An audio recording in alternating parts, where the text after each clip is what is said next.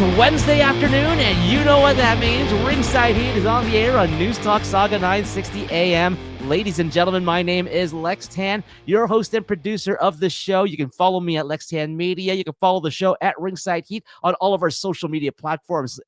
If you're watching on YouTube, you'll be able to see at the bottom of your screen right now. But we're on YouTube. We've got Instagram, we've got X, and Facebook, and TikTok, and Threads, and Patreon as well. So follow us and keep up with us and keep up with the show in all of our social media platforms, whichever you like. And beside me right now on the screen on YouTube, and for those of you who are listening on the podcast that will be dropping right after the show finishes airing on Saga 960, is our charity Twitch streamer, Extra Life for Life for Sick Kids at Risen72, Colin Dodge, making his return after a bit of a hiatus over here. But Colin, welcome back, and glad to have you.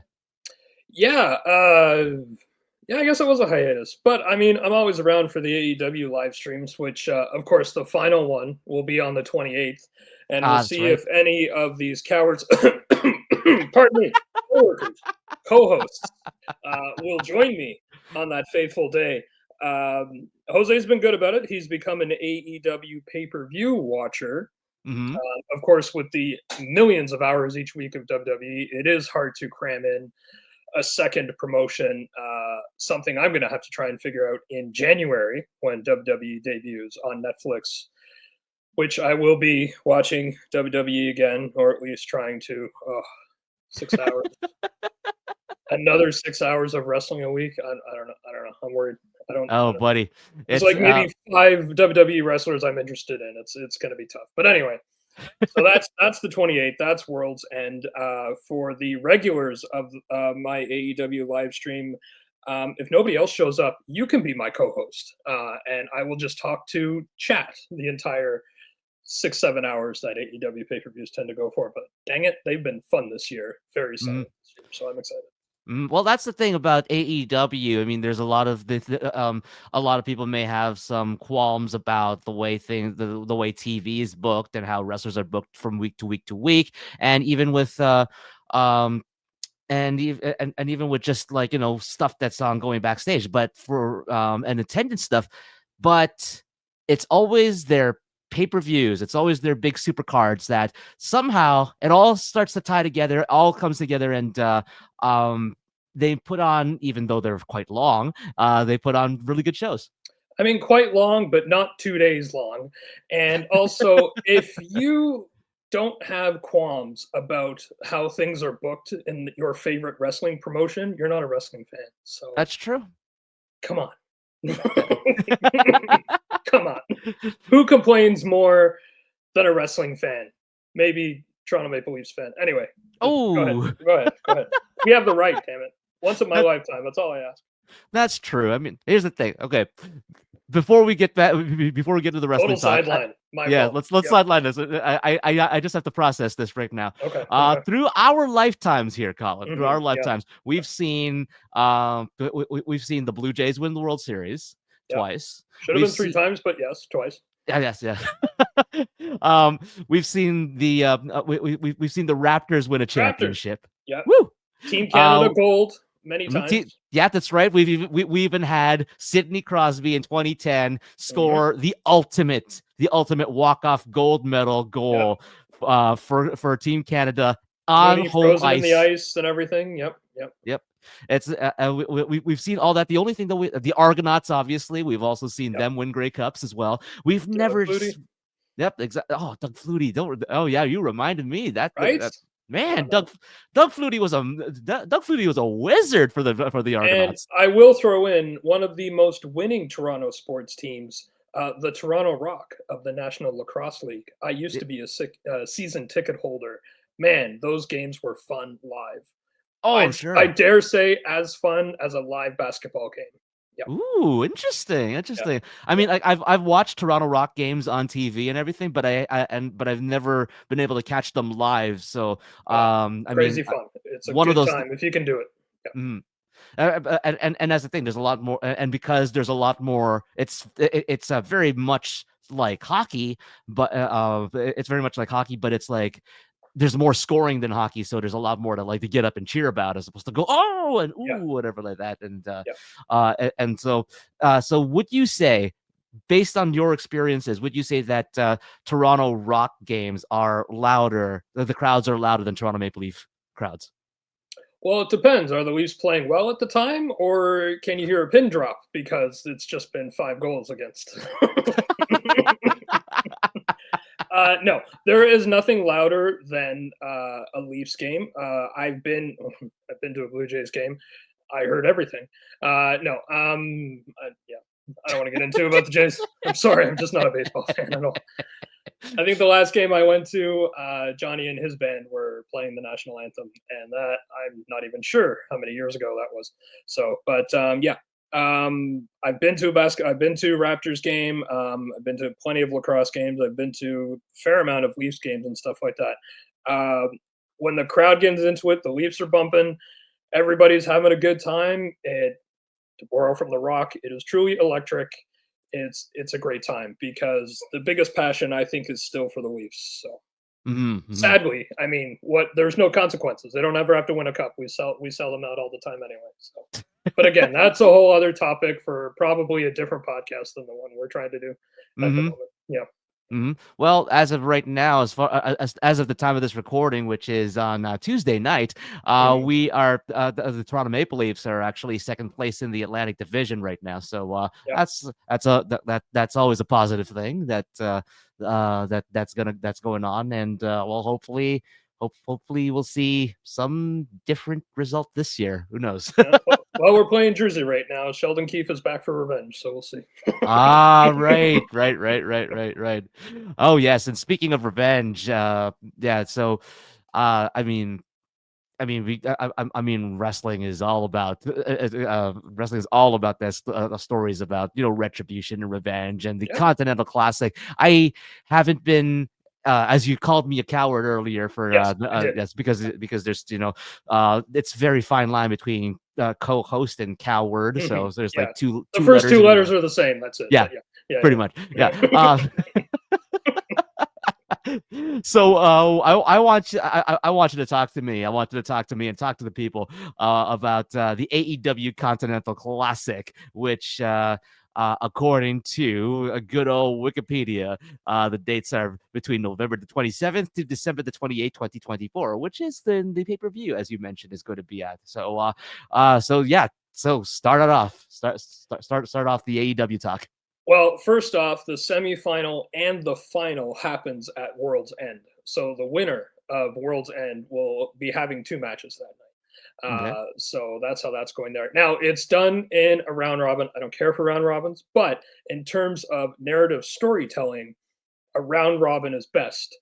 So that way, a wrestler, even if they lose, their momentum isn't completely killed if they have other storylines going on, except for the Continental Classic. So the biggest story, of course, is Okada, who won the last time. And so he is still the Continental Champion until this tournament is finished. Now, he is also in the tournament. He has had 3 matches, and he's only won 1 of them. That's the big story. Okada's putting people over. So his first match was against Daniel Garcia, who is currently on another push, and they went to a 20-minute draw. So these matches are only 20 minutes, and there's no interference of any kind. So that match went to a draw. So that kept Okada strong, and really good match for Garcia, who, to me, not entertaining at all. His gimmick and all that kind of stuff, it's just not doing it for me. But again, he is a fantastic wrestler. He falls into that category. There's a few in AEW who I don't care about what they're actually doing storyline, but I know it's a good match. But yeah, so they went to a draw. Garcia looked great against Okada. He did beat Mark Briscoe. But then the biggest push, because fresh off an amazing heel turn, is Kyle Fletcher, former buddy of Will Ospreay, and he turned on Will Ospreay to completely turn heel. He is the crown jewel, except for Takeshita. Well, him and Takeshita are the crown jewel of the Don Callis family. Fletcher has had 3 matches and has won 3 matches. One of those matches included Okada. Okada put Fletcher over. Now, Fletcher is winning by cheating because he's part of the Don Callis family, so that makes sense. But he beat Shelton Benjamin. He beat the Beast Mortis. Sure. And then he also beat Okada, which was amazing. He looked fantastic in that match, just like he did with Will Ospreay, who he's beaten as well. So that is the big story out of there. But then, of course, we've also got Brody King, who's doing well. But he did lose to Claudio Castagnoli, but of course, it's Claudio. But tomorrow night on Dynamite, there's going to be, let's see, I think 1, 2, 3 matches that'll be happening for both sides. No, for the Gold League. So they split it up into 2 leagues: a Blue League and a Gold League. Okay. But right now Fletcher's leading the charge. He's got 9 points. You get 3 points for a win, 1 point for a draw, and of course nothing for a loss. And Fletcher's flawless right now. So it's a lot of stories happening in all through it.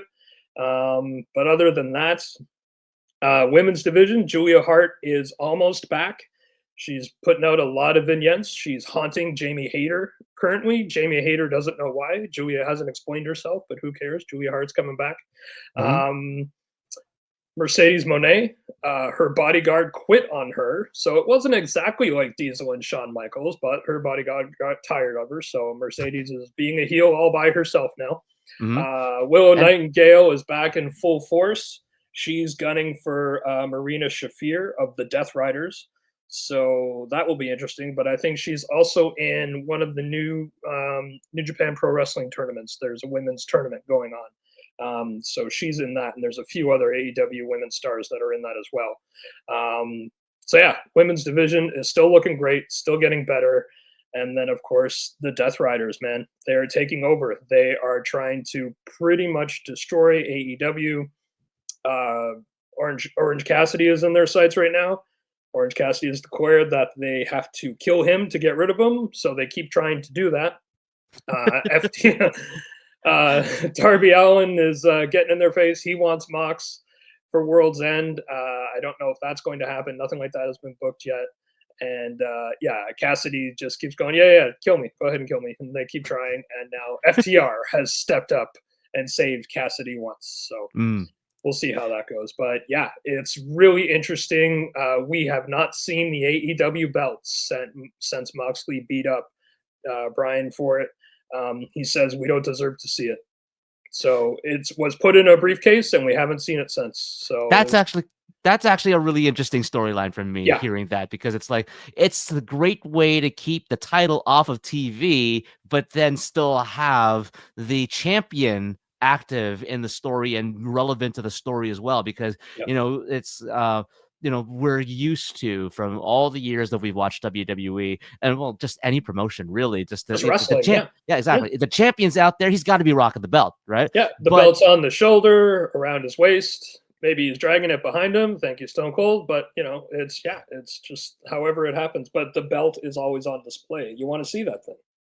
Exactly. But the thing is, and the thing is, that's something that's unique and different, because because with Moxley, at least the fans that are out there who understand and know the product right now, they know that he is the champion anyway. So it oddly works for his character that he's not carrying around that belt with him, and he's and the reason, as you said, to sell people, know what, you don't deserve to see this belt. That's intriguing. And it's also it also, if I think about it, if I was into that, if I was like really following that storyline very closely, I would be pissed off to see it, because I'd be pissed off to hear that we don't deserve to see the belt. We fans, we paid our money to see you. We paid our money to see you, and we paid our money to see that gorgeous championship belt. And it is a gorgeous championship belt, don't get me wrong. AEW's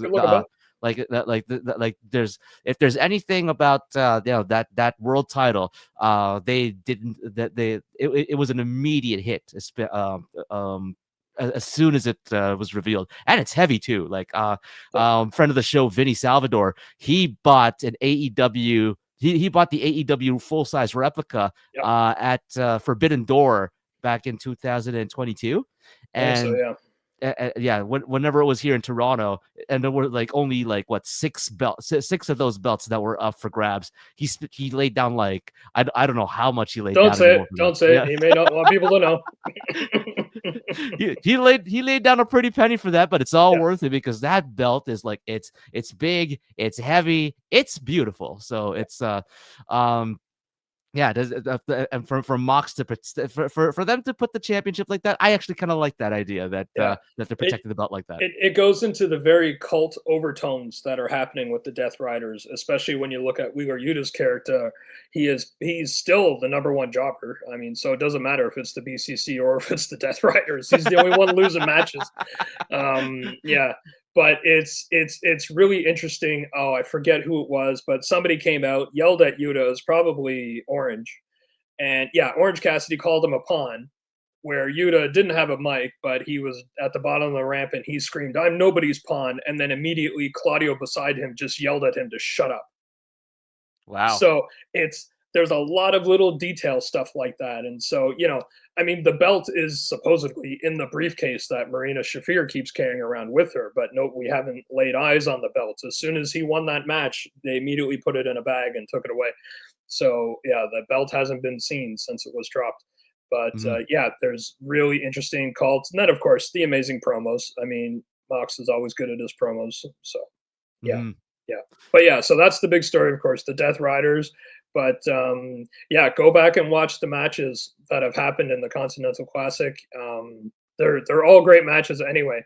But yeah, but the big story is Okada putting people over, which not that it's like he's never put anybody over in his life, but it's great to see that he's doing that. And this is clearly the big push for Kyle Fletcher. So he's going full heel. It'd be interesting to see if he wins this. Mm-hmm.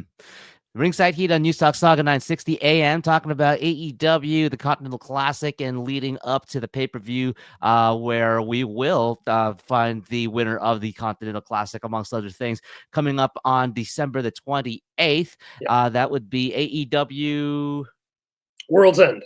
World's End. That's My right. God. Yes. Even I know what Survivor Series is called. Come on.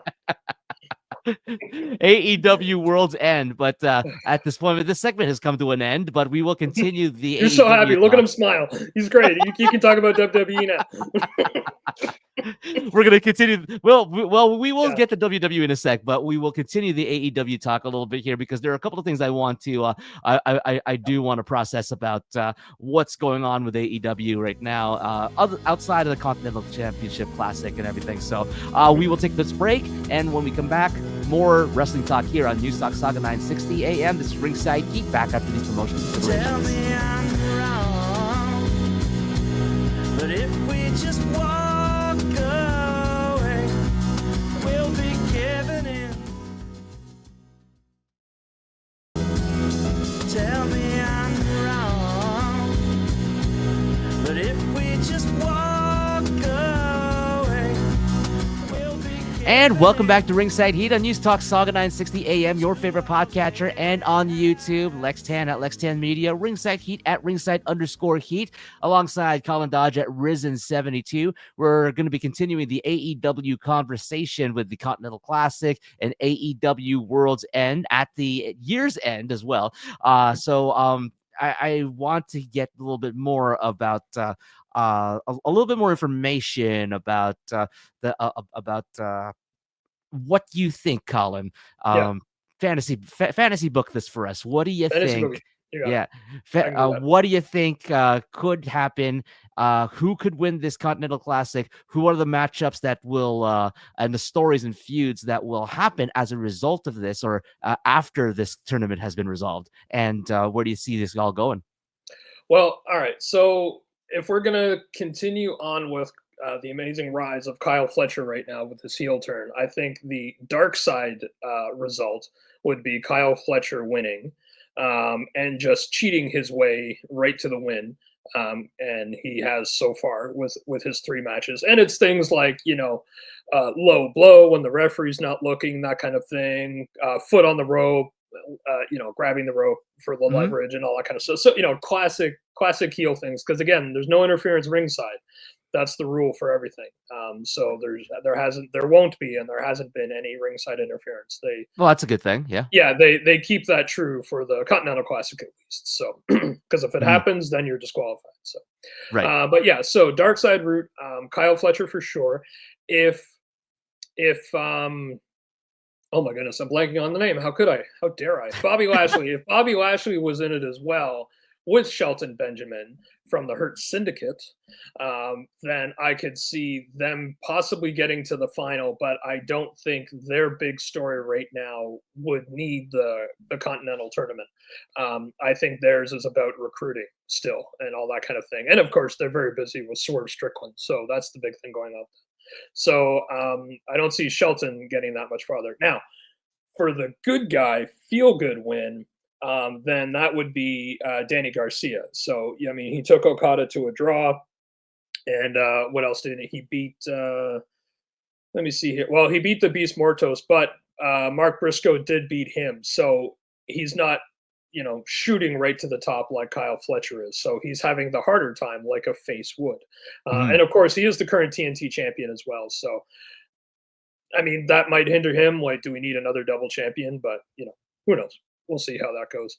But, I mean, as for the matches for Dynamite, it is going to be Claudio Castagnoli versus Will Ospreay Ooh, Wednesday night on the okay. 11th. So that's huge. Mhm. And then, of course, there's also Brody King versus Ricochet. So brute force, ground and pound versus the guy who hates standing on the ground, Ricochet. So we'll see how that goes. And I think this is why I'm not in exact broadcasting, folks. That's the best I could come up with. I worked on that for 3 days. No. So yeah, so that's the big matches there, and it looks like they've got for the 12th. So I guess Rampage is going to be on Thursday night. There must be something happening in Florida on Friday night. So, but it's going to be the Beast Mortos versus Okada. So I assume Okada's going to pick up that win. That's going to be the only match from the Blue League there. But yeah, so Claudio and Ospreay on Wednesday. But yeah, I mean, Darby Allin's still in it. Brody King's still in it. So expect great matches from them as well. But yeah, I think Dark Side, Kyle Fletcher, Face Side, Daniel Garcia, Mhm. because Daniel Garcia especially has had a lot of starts and stops with his pushes. Mhm. Some were injury based, and I think some were just got lost in the shuffle with whatever else was happening. So one of the major problems with AEW is a lot of stops and starts with current things, and I mean most specifically now between Adam Cole and MJF.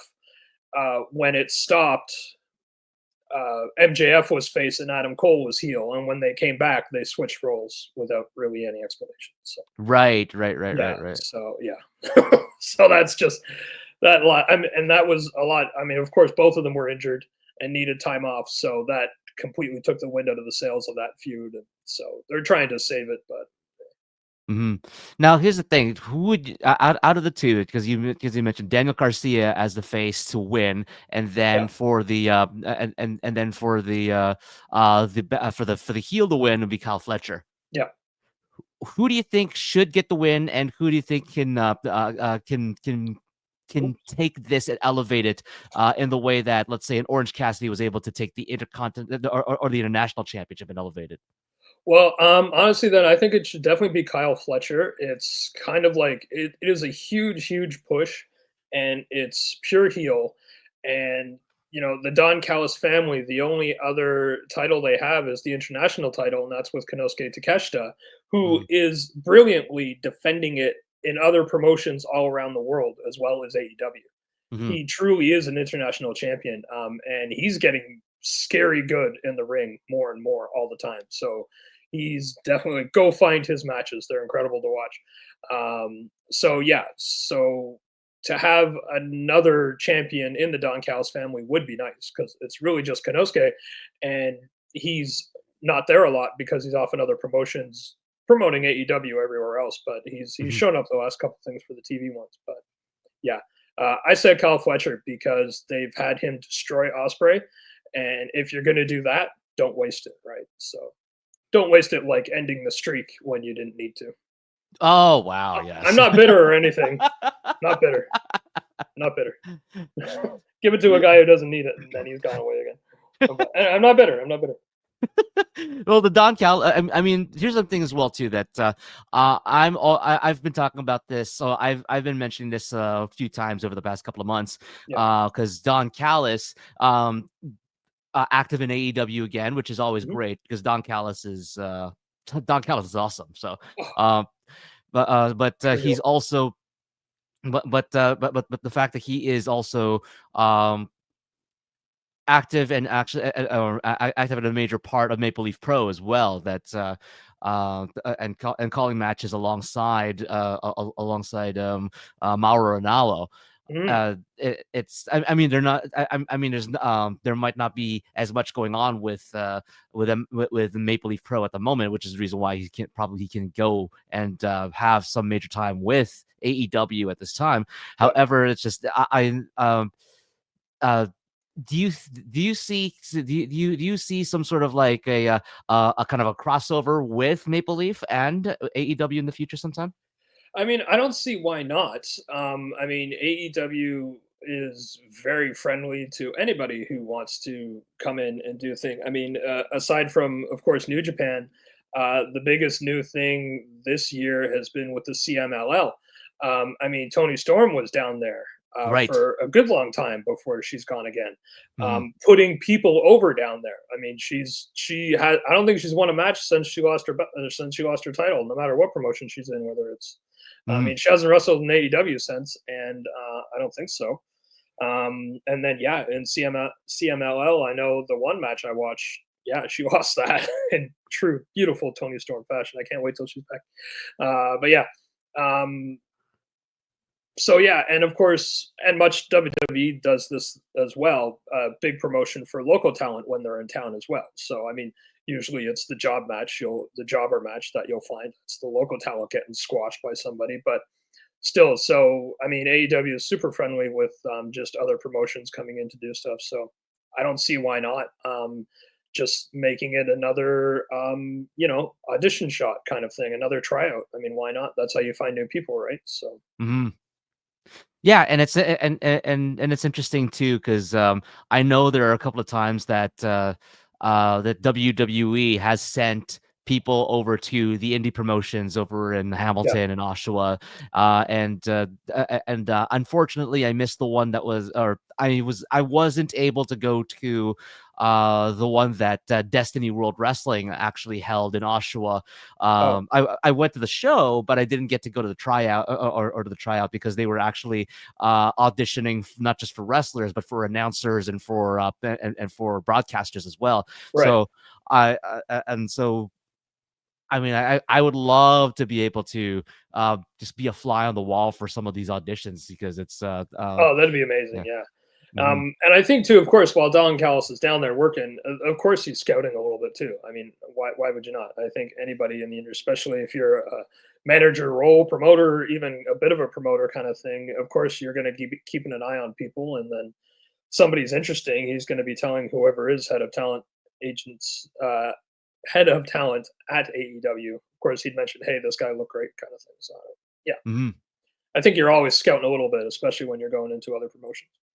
Oh yeah, definitely. And Yeah. all right, cool. Any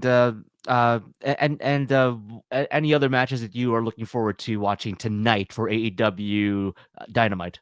Um, I mean, as far as the matches booked that I know about, 'cause AEW sometimes forgets to announce matches, even on pay-per-views. Uh, it's only been 5 years, guys. It's true. It's true. It's true. Only been 5 years. It's pretty good. It's pretty good. I think they Not met that the yeah, not that I know of. I mean, honestly, I love a good tournament, and the Continental Classic just seems to be doing better as they continue to develop their own ones, and it's not just filled with stars. I mean, honestly, what Claudio and Will, I get, and Okada are the only non AEW originals, I guess you could say. Oh well, of course, no. I mean, sorry, that have fought so far, but of Mhm, course, there's Shelton Benjamin, and I guess you could say Mark Briscoe's more Ring of Honor than anything else, mhm. that kind of thing. But I mean, it's not just all the superstars just to have them in there. So Yeah, the tournament keeps getting stronger, but yeah, it's the Continental Classic that's making me tune in, and then of course to see who John Moxley offers a caustic chemical cocktail to next is always fun. Mhm. If you don't know And what I'm talking about, just watch. and here's the thing too, is that like one thing that I also which is interesting because when you go to and you think about WWE and Yeah, you have that tournament structure or whatever like that, it kind of like a kind of a loosey goosey kind of thing almost thing. yeah, It's almost weird in the sense to have a tournament sometimes in WWE, but the way the AEW seems to be doing it, from the way you're describing it, it's focusing the product a little bit and focusing the stories and focusing the talent on something yeah. on something. So and that seems to be working out for AEW a little bit better than maybe a tournament in WWE would. Well, I think it might also be the difference between if you do a single elimination versus a round robin one. So there, because AEW is doing the round robin point system, so one loss doesn't mean you're completely out. So you remember when Eddie Kingston won his, like Mhm. he was down to the very last. Like if he lost one more, then he was out, and then he had to face Claudio, and then he had to face Bryan Danielson, and he finally did it, right? So like it was the insurmountable odds against him and that kind of thing. Where with single elimination, it is really easy to correctly fantasy book what's going to happen. I mean, nothing for me will live up to Survivor Series. What was it, Deadly Games? And we had the supposed heel turn where it ended up being the true heel turn of The Rock. But we had Right. the fake heel turn with Shane giving the double bird and refusing to count The Rock's match, Mhm. and all that kind of shenanigans. And then, of course, the ultimate sacrificing of Mrs. Foley's baby boy.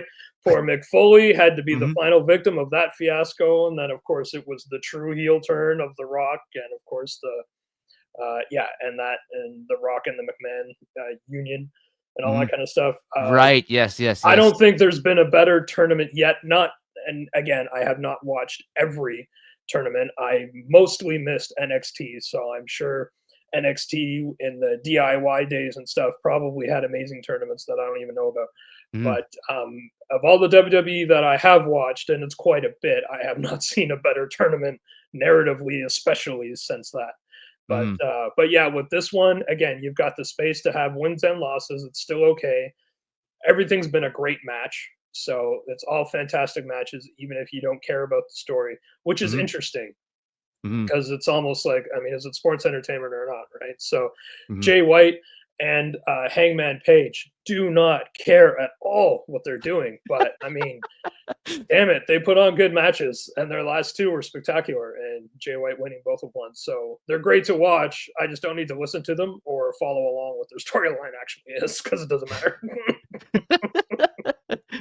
And before we go, also one thing I think what works with the tournament, because I think the round robin format actually makes it Yeah, because it's like you go and if you it's a single elimination like WWE usually does, it's just like, okay, person jobs, they're out, what do they do next, right? Nothing. It's like right. they're back in limbo again. But at least this is keeping everybody that's involved in the tournament with something to do over the next few weeks, so until eliminations actually start to happen. Yeah, exactly. So I mean, everybody's getting 5 matches no matter what. That's great. And then it's gonna take, so then I guess it would be seven. Means if you get to the seventh one and win it, then you're the champion. So but Mhm. everybody's getting 5 matches. So. Wow, imagine that, security, job security in wrestling. You got 5 matches for sure. Lucha Brothers. Anyway, so Oh! Ooh, that's gonna be a conversation for another day, maybe for next week as well, when we, get a little bit more information about what's going on with the Lucha Brothers and everybody else over there, but, we will save that conversation for next week Jose, as, there's your clip.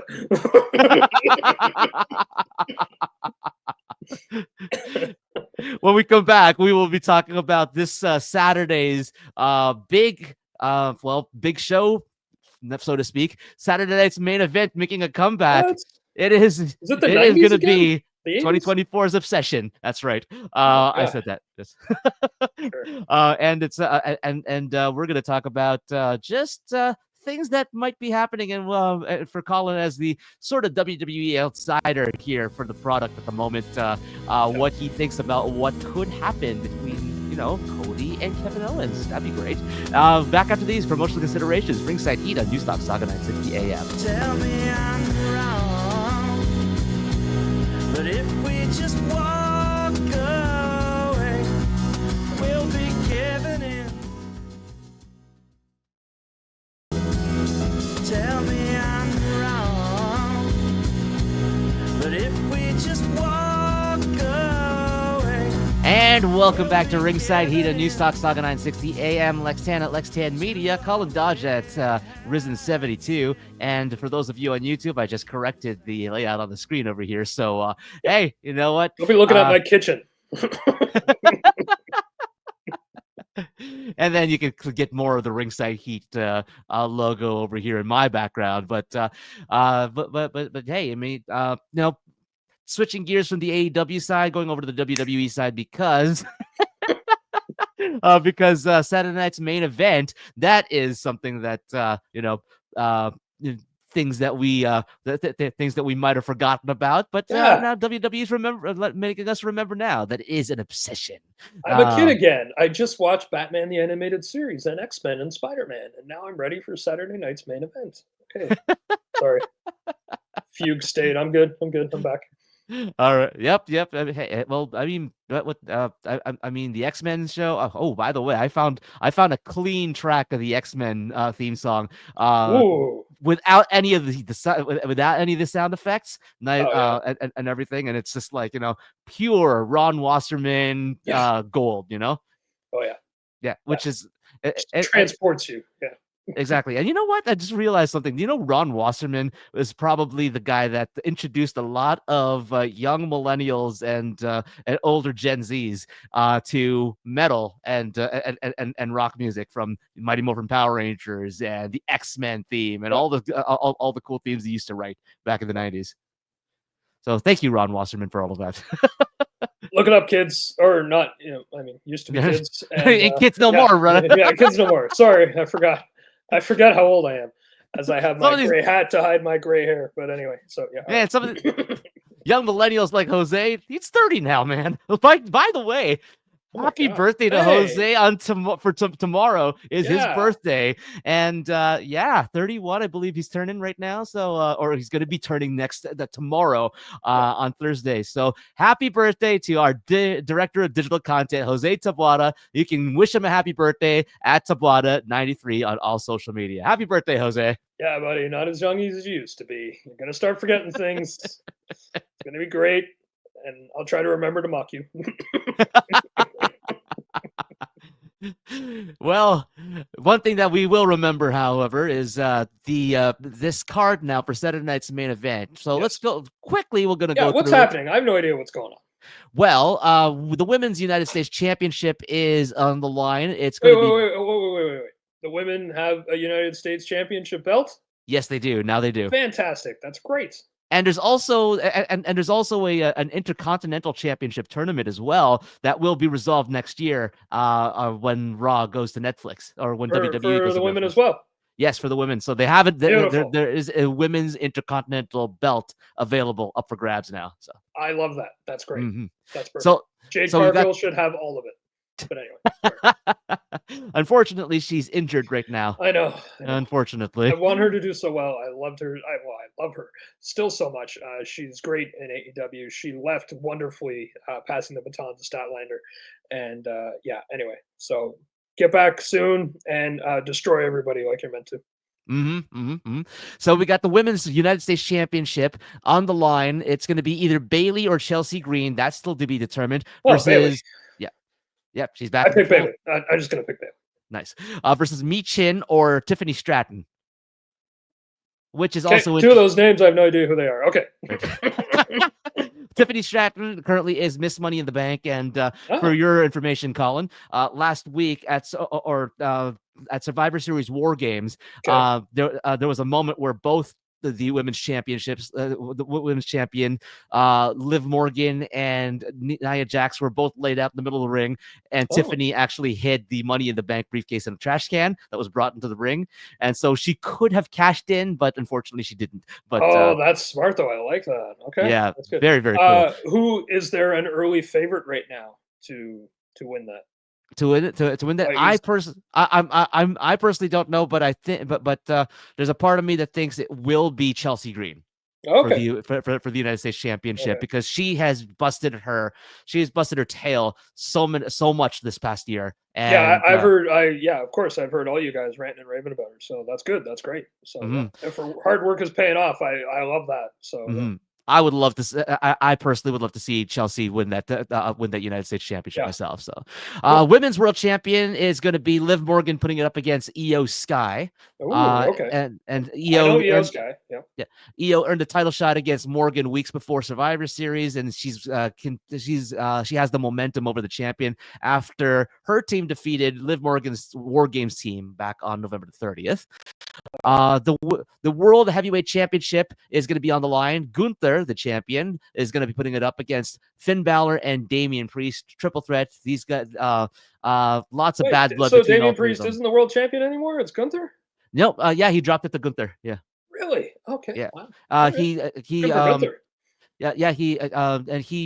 was going, or he actually put it up again, or he had this rematch at Survivor Series. But Gunther won out because Finn Balor interrupted the match. And Gunther's got to win then, because he's got to stay strong. So beat everybody up in a triple threat, and then the feud can continue, I assume, with Balor and Priest, right? That sounds that. Look at that! I'm not even watching. I know what's going on. All right, cool. Sami They're Zayn not predictable or anything. No, anyway, Sami Zayn versus Drew McIntyre.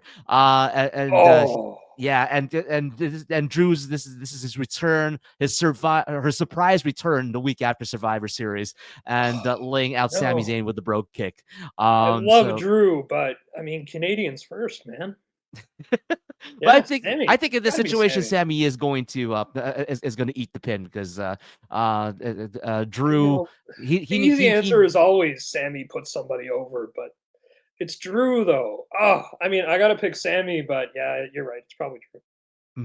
And the main event of the evening is the undisputed WWE Championship. Cody Rhodes putting up against Kevin Owens. Okay. And the reason why is because, and the reason why Kevin turned heel against Cody is because after WWE Bad Blood, Owens brutally beat down Rhodes in the parking lot because he felt betrayed by Owens and his temporary alliance with Roman Reigns, which was a big sticking point for Kevin Owens. Rhodes, on the other hand, intends to avenge his old mentor Randy Orton after Owens hospitalized them with a banned pile driver. Oh, okay. Yeah, no, KO all day, every day. KO forever. Yeah. He's more interesting than Cody. I'm sorry. He is. But here's the thing. Like, yes, that is your preference. But do you think that Kevin Owens will be able to get take the championship from Cody at Saturday night's main event, or will the title change for Cody happen during the Netflix era? How full heel is KO? Is he cheating, or is he just brutalizing everybody? He is the way he's heel is that he has a genuine gripe with the way Cody has with the way Cody has been conducting himself, and it actually makes sense for Kevin Owens' character. It's like he's a rebel with a cause. Okay, so he's not okay. So then I would approximate it as not full heel, but angry at Cody. So angry at Cody. So. Yeah, I mean, even though it's the return of Saturday night's main event, after everything that was put into Cody getting that belt, and again, I've not been watching, but hearing you guys talk, the bloodline is still the top story and not Cody. For sure. So, well, 1A and 1B, I would say. Okay, but not the top though. Both of Cody's them are not the top. Yeah, okay.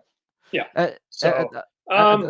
The bloodline would be the top storyline in terms of a faction, but Cody is still the top storyline in terms of an individual wrestler. Right, right. with ties to everybody on the roster with the bloodline and like a whole and the way that the storylines have actually all knitted together for all of in all that's going on right now. Okay. Have they said how long Orton is supposed to be out? Storyline or for real? Either way. I don't think that was it was ever specified per se.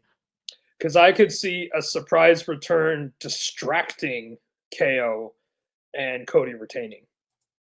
And then maybe you splinter off to KO and RKO. Mhm. That's an interesting that's an interesting point. Yeah. Because Because just everything they put into Cody to drop it, even though in those of our age, slightly older than Jose, dearly remember and love Saturday night's main event. And Mhm. it's great that it's back. The top belts being switched, and the top belt currently held by Cody, and it's just a TV show, a Saturday night's main event. I don't Mhm. think so. I think you leave that to Rumble or Mania. Mhm. So, but I like the idea of a distraction from a surprise return RKO, and then we'll see who else comes back. Every time Randy Orton does a surprise return, somebody quote unquote bigger also does a return and ruins his moment. But so Well, to Randy Orton's credit, he did ruin Daniel Bryan's yeah. first world championship victory So with Orton the Money comes in the back, Bank. and then AJ Lee comes back and ruins it. But you know what, though? This is something that just came to mind, and I know we're about to run out of time here on the radio side of things. But Yeah. Saturday night's main event, I remember I remember just the shock of Hulk Hogan being defeated by Andre the Giant for the WWF Championship at Yeah. a Saturday night's main event. And of course, Andre holding it for 45 seconds and then gives it over to Ted DiBiase, which I still kind of like. Now I look back on that and just like, Mm, I like give Andre at least a day. I mean, they yeah. gave Kane a day. So, Zack Ryder got a day. oh, right, exactly. He got It's a Mania Andre the moment freaking and a Giant day. too. Yeah. But He's it's going after Jericho now anyway. But anyway, that's a side note. That's Ring of Honor. We don't even talk about Ring of Honor. Never mind. oh, but yeah, I mean, like, things could happen. I mean, like, no one ever expected Hulk Hogan to drop the title to Andre all those years ago, 40 years ago. Yeah. Somewhat 40 years ago, I guess. But so maybe that Yeah. there could be something unexpected with Kevin Owens and Cody Rhodes. Well, there's an interesting comparison: Cody Rhodes and KO, and Hulk Hogan and Andre the Giant. You've heard it here first, folks. No other show is doing that comparison. Ringside Heat, we remember the things that you probably forgot and make comparisons that you never would have thought of. Yeah, and probably shouldn't think of. But anyway. Yeah, probably not. We also threw Matt Cardona in that mix. Anyway, all right, let's go. I do like Matt Cardona, so yeah, that's not it. Yes, this king of the Indies, and now he's rich. But to me, he will always be whatever Joe Hendry said back then. When he Internet wrote that champion, song. man. He made his own fan base. He did it himself. God, Yep. always respect that. Always. Very, very nice. And but I do believe in Joe Hendry very, very much so. And I believe we're actually out of time here on Saga 960 AM, so we're gonna have to end the show here. But thank you to Colin Dodge for contributing to the AEW conversation and educating me as well too, because I've been out of the AEW mix for a few months now. Months, years, the entire run. Either way, yeah. AEW Forbidden Door, ladies and gentlemen. Anyway, you can follow Colin at Risen72, and of course, he is a charity Twitch streamer for Extra Life and Sick Kids. So please tune into his streams and as well and donate. And by the way, you got something to plug before we go. Yeah, one more stream this year. Everything technical that could go wrong has been going wrong, but I'm hoping to finally do my 12 hours of Assassin's Creed 4 Black Flag this Sunday for 12 hours. So that is the new current plan. Anyway, yeah, 2024 has been beating me up this year, but I'm not going to let it win. We are going to do the stream and end the year strong, get that last $75 to reach that goal. So, but yeah, just follow Risen72 on the socials. Twitter, Instagram, and Threads, and all the info will be there. I'll be doing an update tomorrow. Awesome. Wednesday, And today. Yeah. yes. Whatever. And yeah, I'm Lex Tan. You can follow me at Lex Tan Media. You can follow the show at Ringside Heat on YouTube, Instagram, X, Facebook, TikTok, Threads, and Patreon. And as well, before we go again, happy birthday to Director of Digital Content, Jose Tabuada. And we will wrap it up right over here. This is Ringside Heat on News Talk Saga 960 AM, your favorite podcatcher, and on YouTube. And we remember the things that you probably forgot and make comparisons to things that you probably shouldn't anyway. Have a great day. Podcast drops in just a few minutes. Bye, guys.